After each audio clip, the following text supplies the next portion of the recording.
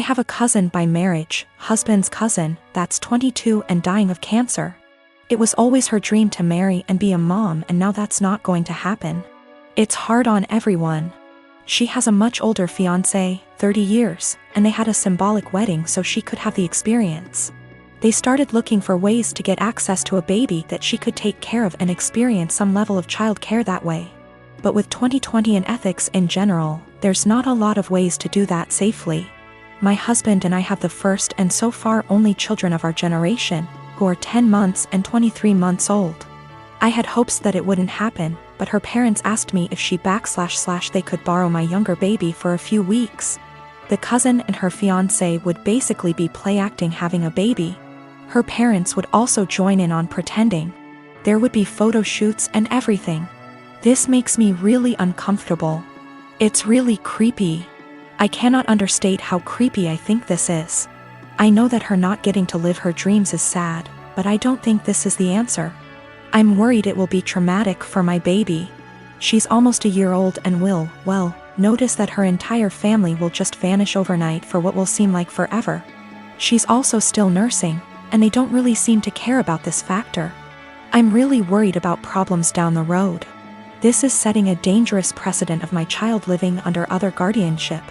Her parents will have time to get attached, and they could try to use that for familial pressure if not legally.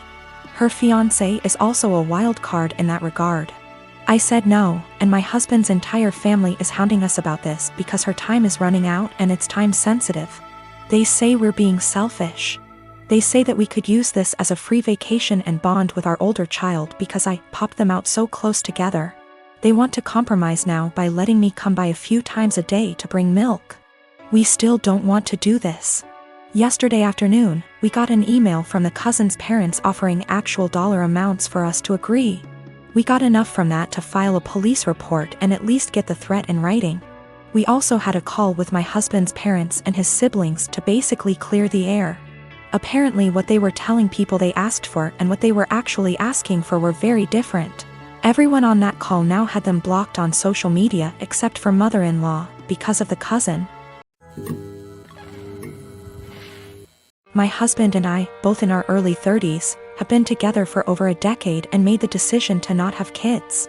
I like kids, I have nieces and nephews, we just don't want them for our own reasons.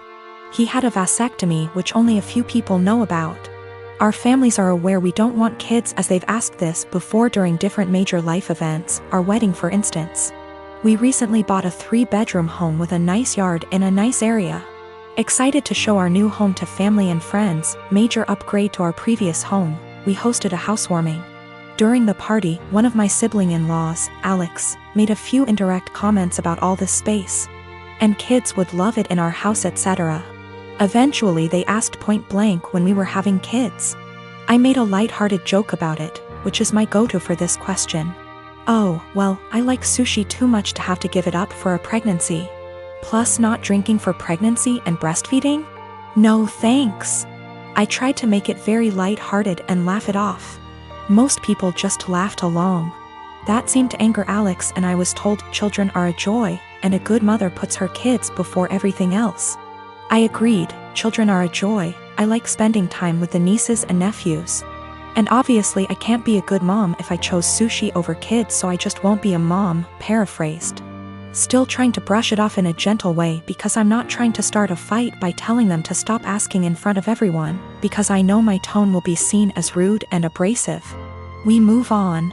But Alex is still annoyed and making little comments in their group about how flippant I am about it and how when it finally happens, then I'll understand.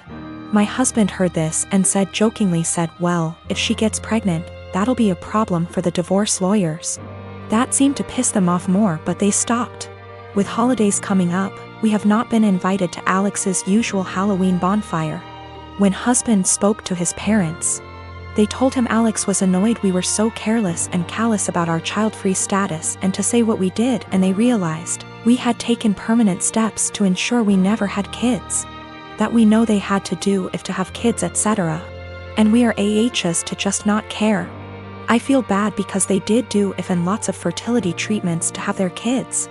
And even then they still had a few miscarriages. I can't imagine wanting kids and struggling to have them and then deal with miscarriages. But at the same time, I'm so tired of justifying living my life how I want. I feel terrible my joke was taken the way it was and that I hurt my IELTS. I truly never meant for that to happen.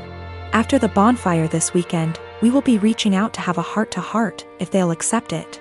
Either way, I'll be apologizing for hurting their feelings, let them know I love their kids and them.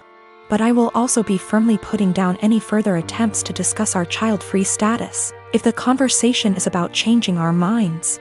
I have not told them our reasons for being child-free, so I think perhaps if they are willing to listen, I'll explain them and hopefully the conversation can be constructive.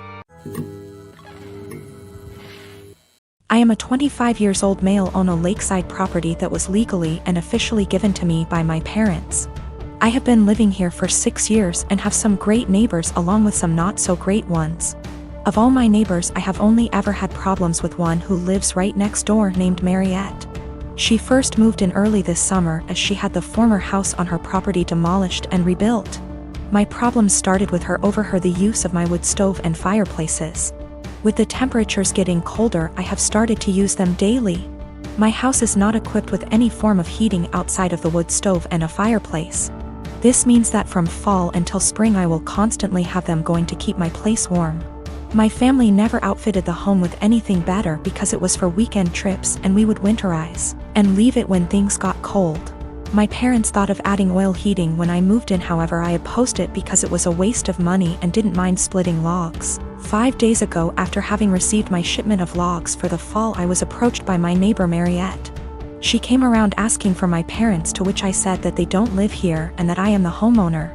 She didn't believe me and said that I was too young to be a homeowner before leaving. Later that day I heard a knock at my door and thought it was my girlfriend, so I gave my usual greeting of, "Hey, sweet cheeks," while opening the door. Unfortunately, it was not her and was Mariette again, so I apologized quickly and asked what she wanted.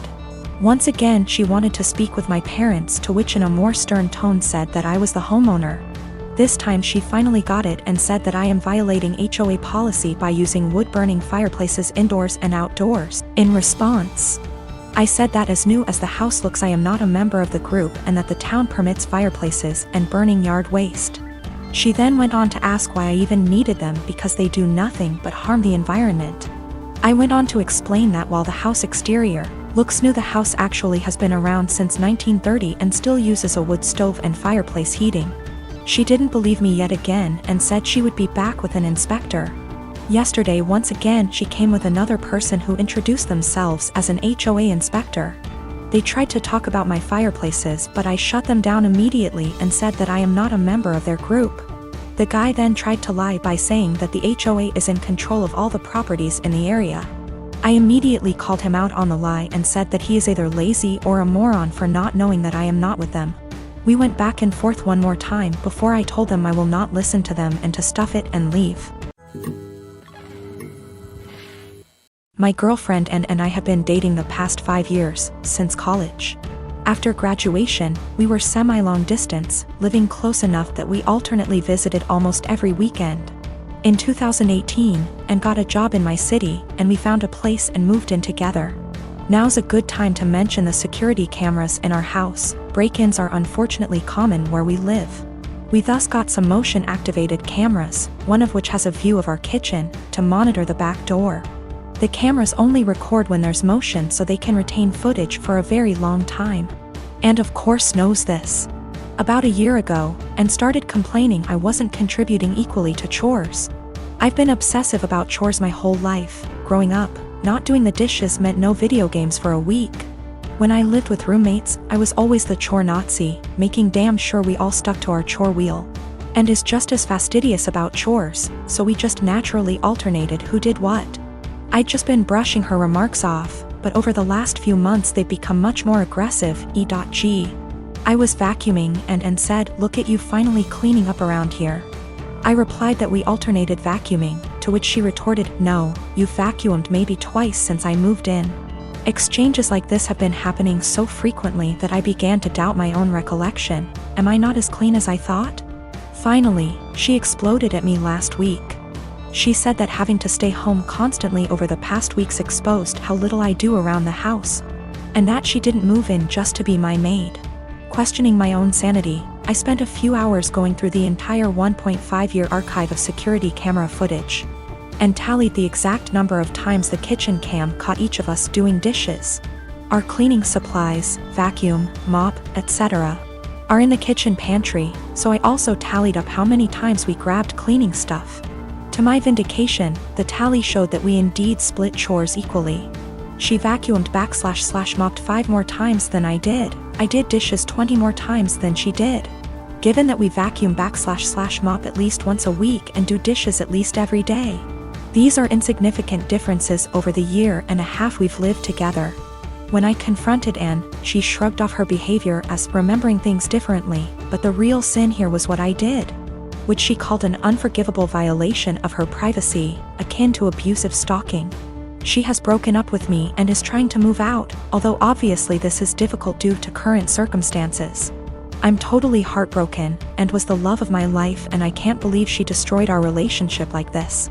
To make matters worse, she told many of our friends, who are mostly siding with her. They've been texting me that what I did was creepy, abusive, controlling, invasive, etc. I'm at a loss. I'm beginning to think I'm the one who's off base here.